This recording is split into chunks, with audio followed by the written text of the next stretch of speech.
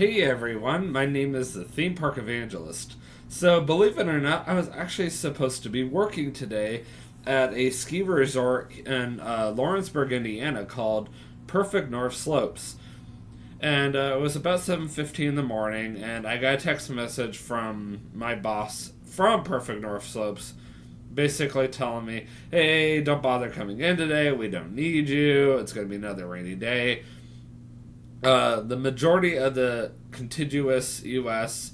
is unfortunately expecting some severe weather. It's going to get very, very cold. And I've experienced it, but I've never actually had to work outside in it before. And starting Monday, I'm going to have to work outside in it for the very first time.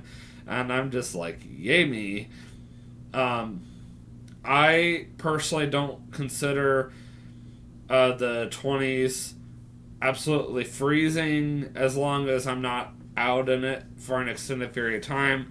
But we're supposed to be getting into the single digits, and it's going to feel like it's in the negatives.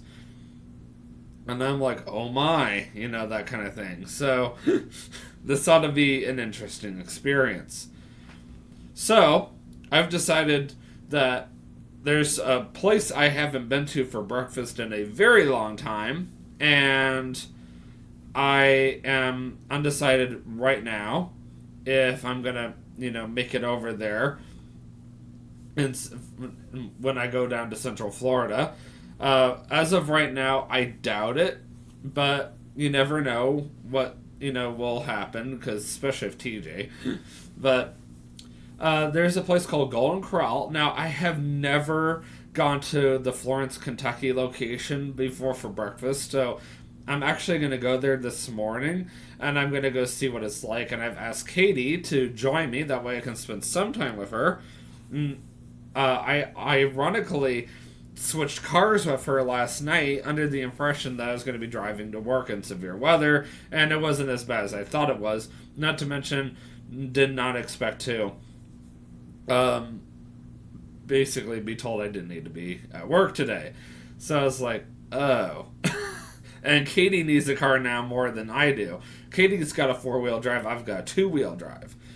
And I'm not working until Monday. And I also have my parents' cars, worst case scenario. So I'm like, well, I guess in that case, I will give Katie back her car and I will take back my car. And I'm going to go ahead and take care of this recycling that is in the kitchen because it's taking over the entire kitchen. And since I'm, home now, I might as well. Anyway, I didn't hop on here to tell you guys my life story.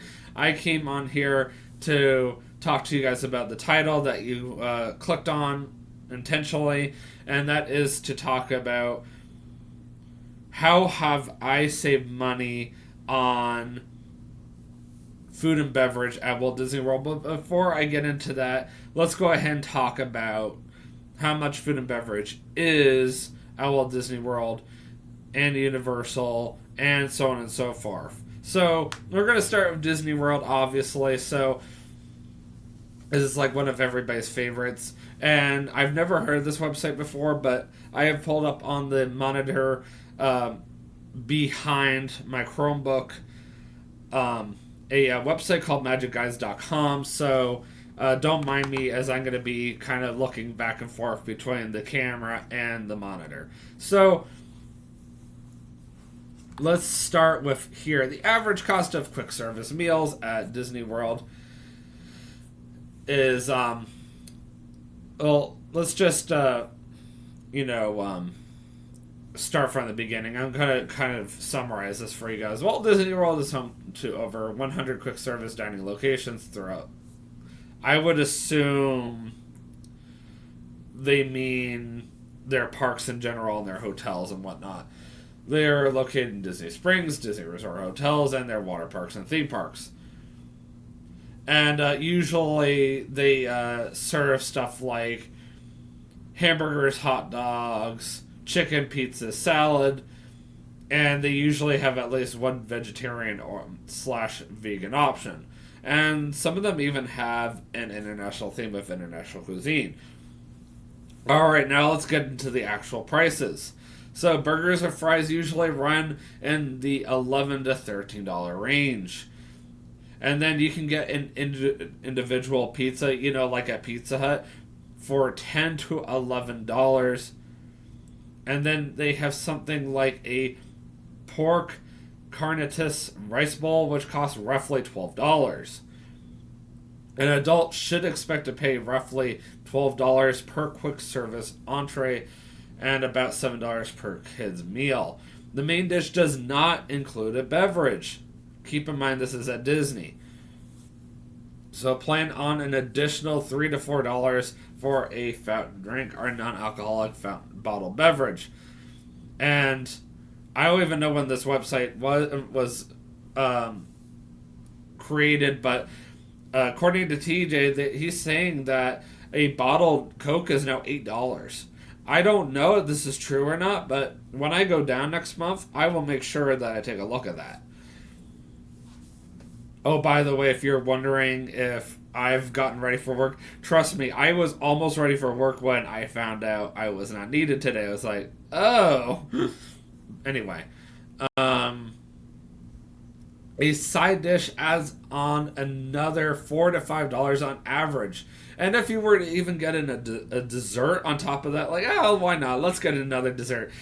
That's going to add on an additional $4 to $6 to your meal. You see how it adds up? So let's go ahead and look at the total cost of a quick service meal. Keep in mind, quick service meal, that's basically the equivalent of Disney World fast food.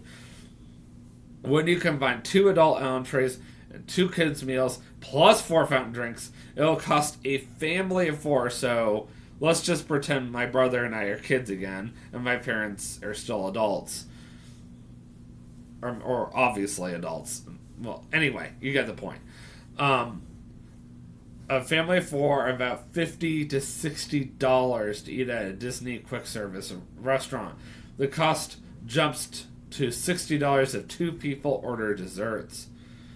And once again, this website might be slightly outdated because let's see here.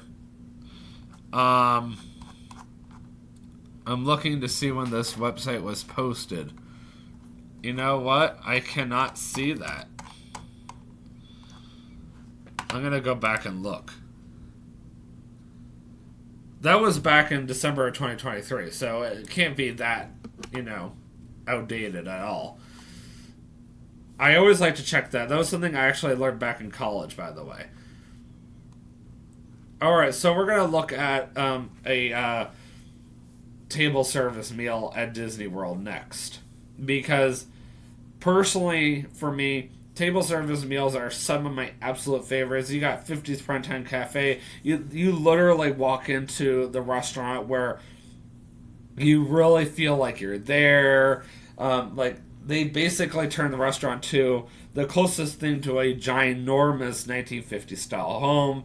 Your waiters and waitresses are trained to act just like mothers and fathers in the 1950s. Everything is cooked just the way a 1950s style home meal is. You got your black and white TV screens right there at your table. It's outstanding. I mean, even the desserts are that way. Sci-Fi Dine-In Theater is another perfect example. These are 2 restaurants I've eaten at quite often.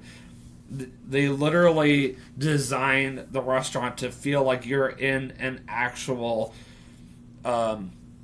California-style drive-in theater at night, but you're inside. That's what's even crazier. And it's right next door to another sit-down restaurant, formerly a quick-service restaurant called ABC Commissary. But anyway, Sci-Fi Dine-In Theater, you literally sit in an actual stationary car and you have the meal brought right to you in the car, and your waiters and waitresses are dressed to look like basically car attendants at a drive-through. Sorry, whatever that is, a drive-in theater or whatever. But I just think that's so neat. And speaking of 50's Primetime Cafe, they actually mentioned that on this website. So I didn't even look at the website, I was just one of the first ones that came to my mind, and yet they actually mentioned that too. It's like great minds think alike, right? So this is what they said. Let's look at 50's Primetime Cafe. And for those of you who do not know, it's over at Disney's Hollywood Studios. And it is an example of what you might expect from a casual table service location. Keep in mind, this is not Victoria and Albert's at Grand Floridian, which is ridiculously expensive, or even the California Grill at the Contemporary Resort. Anyway, 50's Primetime Cafe is open for lunch and dinner, not breakfast, obviously. And they serve fried chicken, pot roast, salmon, meatloaf, and other hearty items. Now, my personal favorite from 50's Primetime Cafe is the fried chicken. Now, an entree at 50's Primetime Cafe varies from $15 to $30 for both lunch and dinner. And then kids' menu items range from $15 to $15. A peanut butter and jelly milkshake, if I'm not mistaken, is about $7 to $8 now. I can make that for free at home if I want to. Free. I've actually found the website. Sorry, I found the recipe. Excuse me.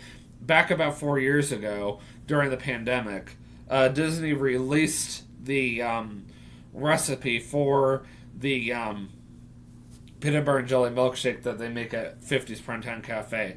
Now, I made it just before Thanksgiving last year about 5 different times, and then I was mentioning to my in-laws last Thanksgiving, hey, I know how to make the peanut butter and jelly milkshake from 50's Primetime Cafe. I explained what it was and where I got it and all that.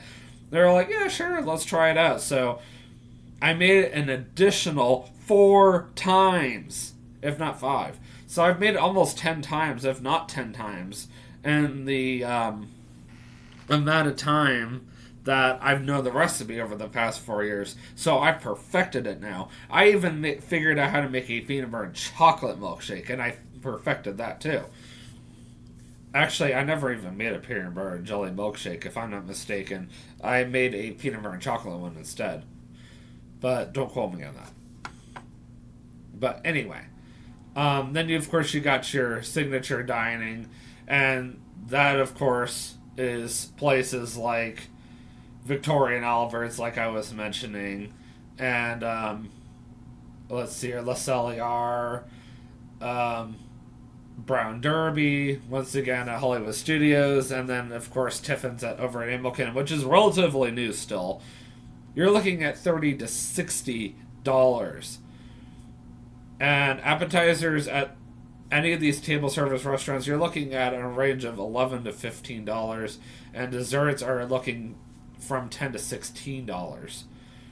Of course, unless you get the peanut butter and jelly milkshake, which I don't even think they've even considered that a dessert, because one time I got it, and then they asked me, I think that was like almost 3 years ago, and they were like, do you want anything for dessert? It's like, that was my dessert. Like, that wasn't dessert. So, once again, to add everything up, it will cost a family of 4, 2 adults, 2 kids, anywhere from $75 to $100 on average to eat at a table service restaurant. I mean, eating out at Disney is expensive. We're just talking about Disney here. Don't forget, we haven't even covered Universal or Legoland. It's ridiculous. It is. So, that's why I'm going to help you guys out. Now, you may not always like my ideas, but I'm going to start with the obvious option. So, the Disney dining plan is back. And it finally came back on Tuesday.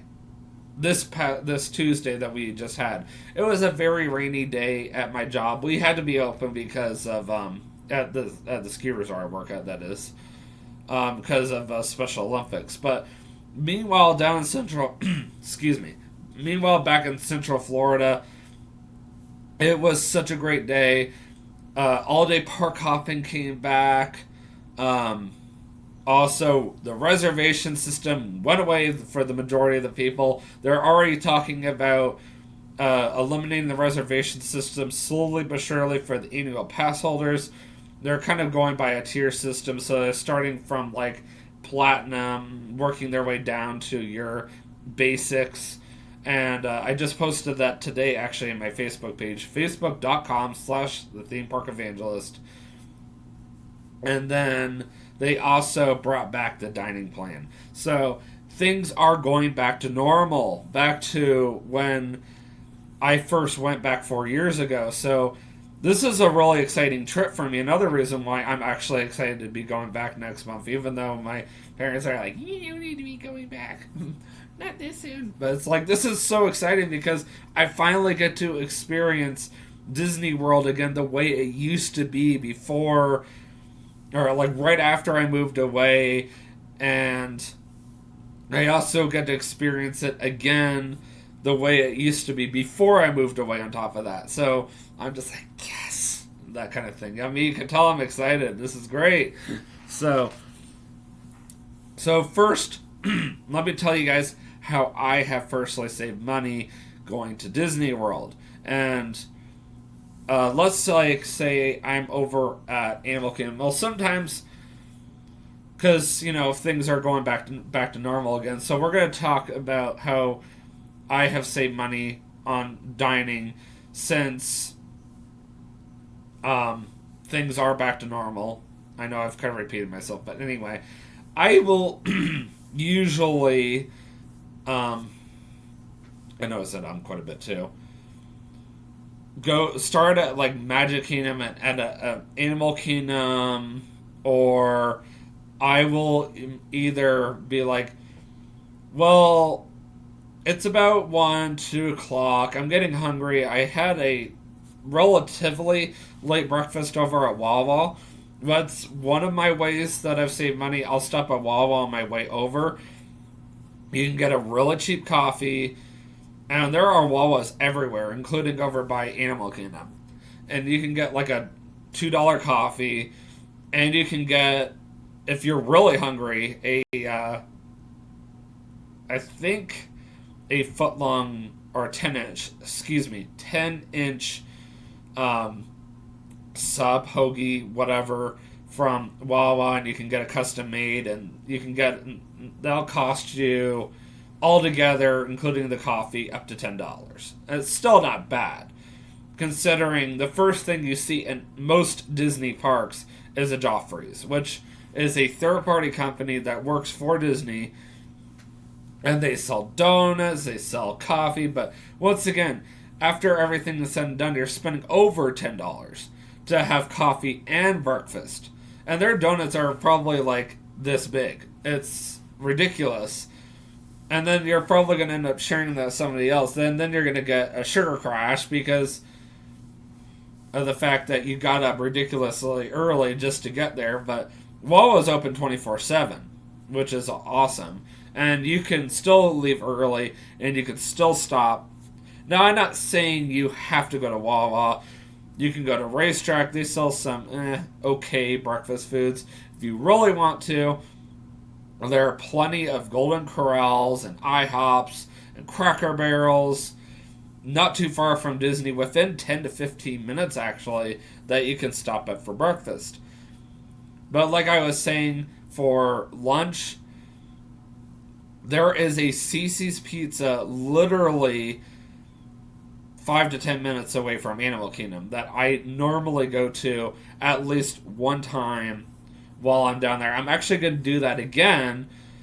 Not 100% sure if it's going to be like February, early March, but it's one of the 2 days I'm going to Disney. I already talked to TJ about it. I was like, hey, let's go ahead and,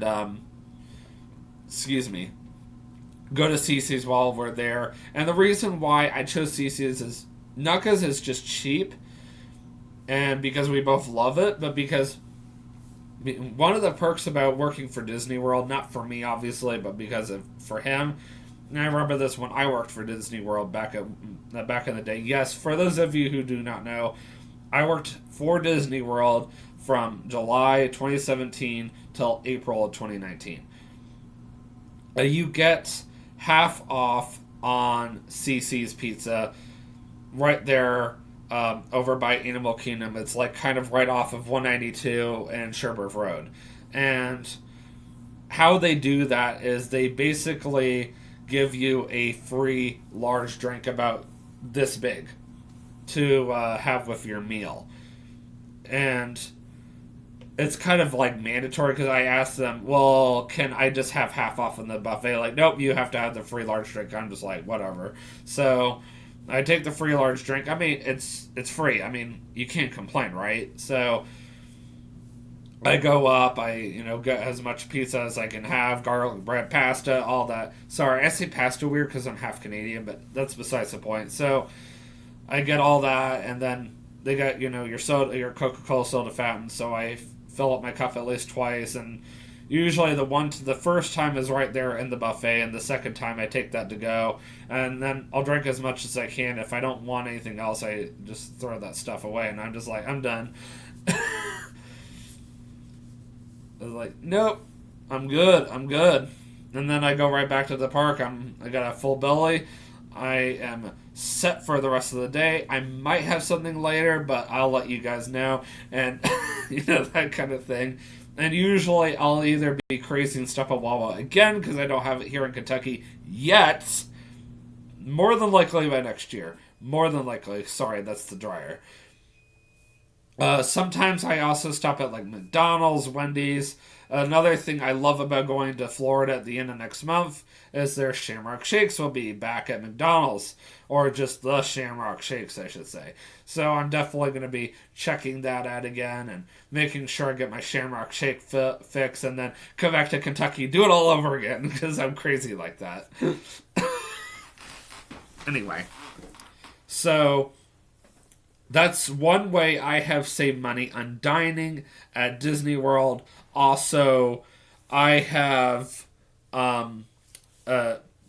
been known to go to one of my favorite grocery stores, which just opened in Kentucky back on Wednesday. If you haven't checked my Facebook page one more time, it's facebook.com/the theme park evangelist. I have been posting like crazy about it because I'm so excited. I'm so happy. There is a Publix in Kentucky. It's in Louisville, which is about 90 minutes away from me. It's not bad. It's better than 4 hours, which was in Pigeon Forge. So, can't complain. But anyway,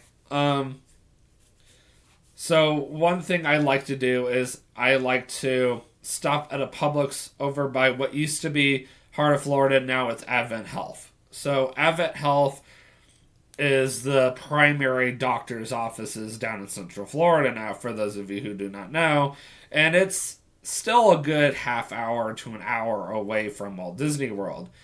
And it still kind of stinks that it's the easiest Publix to get to without getting off the interstate. So basically, once you get on the interstate, the closest Publix to you is in an area called Champions Gate, which is exit 58 on I-4 if you're not familiar with the interstate system, I-4 eastbound. And honestly, that one is still hard to get to because Champions Gate is so freaking busy all the time.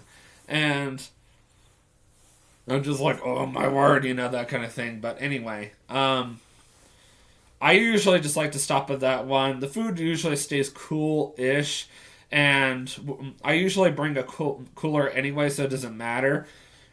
So I bring drinks with me and snacks, and then I'll, throw in the sub in there. And honestly, a Publix sub fills you up very well. And I'm set for the rest of the day. Well, until dinner time, and then I'm like, that's a different story, but Disney still permits outdoor food and beverage. And that's all that matters. Now, could you imagine how much it costs to eat at Universal? Honestly, I would assume about the same. Now, without going over prices, that made it a lot darker in here. I could just imagine going to, like, let's say the Leaky Cauldron, for example. It's one of my favorite Universal restaurants. I have spent, on average, $20 just at the Leaky Cauldron. Now, I'm staring at the Leaky Cauldron because a lot of people are Harry Potter fans. I personally am. I'm a Hufflepuff. I'm not afraid to admit it. I know I'm not cool like my brother who's a Ravenclaw, but that's okay. I'm cool in my own way. And you're probably wondering, so why is it $20? Well, I always add on a butterbeer to my meal. So your average meal these days is probably going to be over that $20 mark. The last time I ate at the Leaky Cauldron, oh my word, I don't even remember now, a couple of years ago. But still, I mean, or maybe even a few years ago, the prices have gone up by then. I would assume by now you're looking at an average of $25 to $30 now, the Leaky Cauldron. But that was the last price I remember because your average butterbeer cost is $8 to $9 now. I mean, that's ridiculous. And I don't have an annual pass anymore, so it's not like I can get a 10% discount, which isn't much, but it's better than nothing. And then you got your regular food items. So I usually like to get the fish and chips. And that normally costs, I would say $13 to $15. And then you throw on tax in there. So I would assume $25 after everything is said and done. You just spent a quarter of $100 just on one meal. Could you imagine how much anything else costs? I bought the new Coca-Cola Freestyle Cup at Universal last year for Jurassic Park's 30th anniversary. And I'm kind of glad I did too, because apparently my old one that I gave TJ is no good anymore. So I think after I bought the cup and got the cup activated, it came to about $15. And I used to be able to just get the cup activated for about $10. So I spent an extra $5 just to get a new cup. But then again, it was my first cup in like a decade, something like that. So I guess I can't complain. It is a cool cup. I mean, I love Jurassic Park. And then you got Legoland. So Legoland has a really neat buffet. It's just simply called the Pizza and Pasta Buffet. And it's kind of like halfway through the park. So, for those of you who are not familiar with Legoland, Legoland is designed for kids, ages 4 to 12. And this buffet is geared towards both adults and kids. So, your average adult buffet at Legoland, you're looking at, I would assume $13 to $15 now. And then your average kid is probably $10 to $13 by now. But the good thing is that's including your drink too. But here's the catch. And this is something else I want to help, people understand. The reason why I don't personally eat at Legoland anymore is because there is literally a CC's just 10 minutes down the road. If you exit Legoland and you get to Legoland, so you go down to Legoland Way, and you come to Cypress Gardens Boulevard, you take a left, and you just keep going westbound towards the actual city of Winter Haven, you're eventually going to come upon another Walmart. You'll see the sign for it, and then you'll see a sign for a CC's. Take a right at that, and once you get to that light, it's going to be not too far from a Red Lobster and Outback Steakhouse. If you see the Red Lobster, the Outback, and the Chick-fil-A on your left, as well as the Starbucks, then you know you're in the right place. It's going to be on your right. And it's going to be all the way in the back, straight ahead. Literally on the left side of the Walmart. You can't miss it. And you can get much cheaper food there. Maybe not as good, maybe better. It depends on your perspective. Personally, I feel like CC's is better than what Legoland has, and for a cheaper price. Especially if you go on a Monday or Tuesday to Legoland. And depending on what time of the year you go, Legoland may not even be open on a Tuesday. So, anyway, I am going to start to wrap this up because I am meeting Katie at Golden Corral at 10. Also, like I said, there's a Golden Corral literally right there 2 minutes away from Legoland. So much cheaper. So much cheaper. and your kids will appreciate it better. Plus, they got ice cream and cotton candy, and you can get that cheaper. The one thing I do like to get at Legoland every single time is the Granny's apple fries a la mode. TJ just gets the Granny's apple fries, but that's just him. Universal, one way I've always tried to save my money. I not only pack my lunch, once again, public sub, and all that fun stuff, but I also like to just bring that cup with me. There's all my drinks all day for free. I mean, yeah, I'm basically paying for it, but the rest of the day there's free drinks.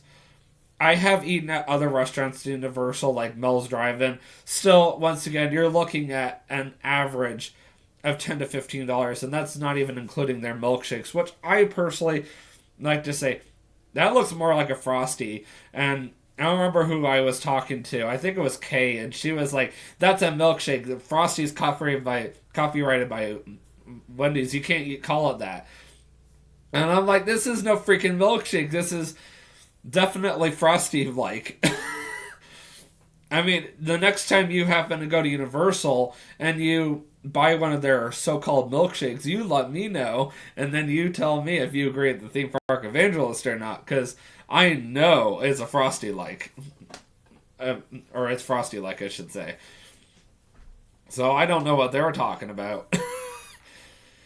But at the end of the day, if you go to Universal, you go to one of their quick service restaurants, your meal, which includes the entree, fries, no drink, once again, you buy the drink and you buy your dessert, you're still looking at $25 to $30.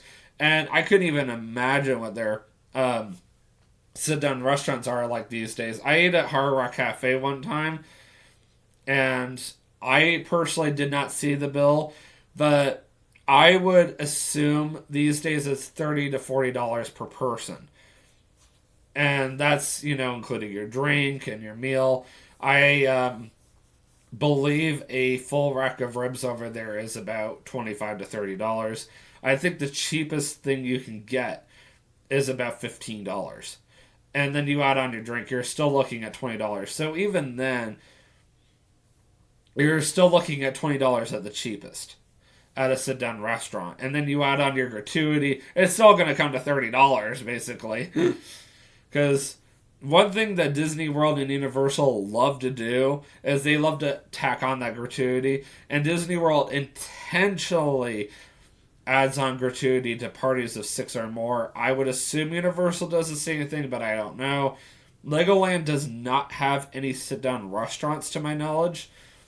One huge benefit about staying at the beach retreat at Legoland, Florida, is you do get a complimentary breakfast the next morning if you so choose to partake in it, because of the fact that you are paying a couple $100s to stay at their hotel. And I think that is a huge benefit of staying at Beach Retreat, because I stayed at Beach Retreat back in February of 2020, before the pandemic, and I checked out the whole whatever you call it, breakfast buffet, and it was actually phenomenal. And considering I got all this for free, I cannot complain. So I guess at the end of the day, to wrap this all up, the best ways for you guys to save money is just to follow my suggestions, which is pack your lunch if you're so able to do so. SeaWorld is weird. As an additional park I can mention, I have actually managed to sneak food into SeaWorld. Ironically, if you were to bring a public sub into SeaWorld, they would say no. But a Wawa hoagie, they were like, nah, that's fine. I just that makes no sense at all. Unless they've changed policy over the past 7 years. I don't know what to say. I mean, that would be a TJ question more than anything, because TJ goes to SeaWorld, as far as I know, more than I do. But I guess we will see what happens. Anyway, my other suggestions for you guys would be, pack your lunch if you're able to. Also, if you can find any quote, fast food restaurant or cheap sit down restaurant nearby, take advantage of that. Make sure you check out any of these sit down restaurants that are like, kids eat free on Tuesdays or anything like that. Or go to those sit down restaurants where kids eat free, at certain times of the day. You'd be amazed by the amount of restaurants by Disney World and Universal that have kids promotions. You can save a ton of money on dining just by not eating at the parks. I mean, you'd be surprised. In just 1 week for a family of 4, you probably would spend $1,000 if you just ate at the parks the entire week. But I can save you that $1,000 just by telling you where to spend your money at. Instead, you'll be spending, I don't know, half that, if that. So maybe I won't be saving you $1,000. Maybe I'm saving you $500. But still, please take my suggestions. Try out my suggestions. You will save so much money. In the meantime, I'm going to go ahead and end this, and I will upload it later. And I have another vlog later for you guys regarding how I met Katie. I'm going to go eat some food because I'm starving. And I want to get to Katie on time. So always remember, you can do all things through Christ who strengthens you. Have a great day. Peace out.